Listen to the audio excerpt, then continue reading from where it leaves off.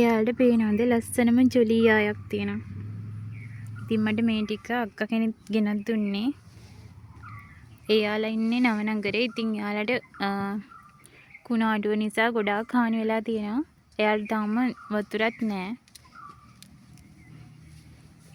ඉතින් එයාගේ පැල ටික මට ගෙනත් දුන්නා.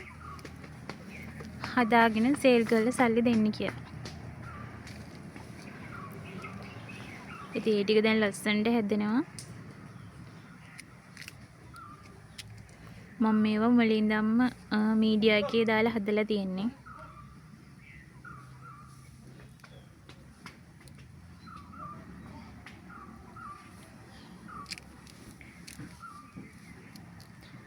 මේවත් එහෙමයි. මේවත් මම ඔයාලට කියලා තියෙනවා මම කීප දෙනෙක්ගෙන් පැල ගන්නවා කියලා. ඉතින් යාළුවට ලොකු ශක්තියක් මගෙන්. ඒක යාළුවා හැම වෙලෙම කියන දෙයක්. ඉතින් මම මේවා හොඳට හදලා තමයි සේල් කරන්නේ. ඉතින් ගිහින් එන්නම්. සුබ දවසක්.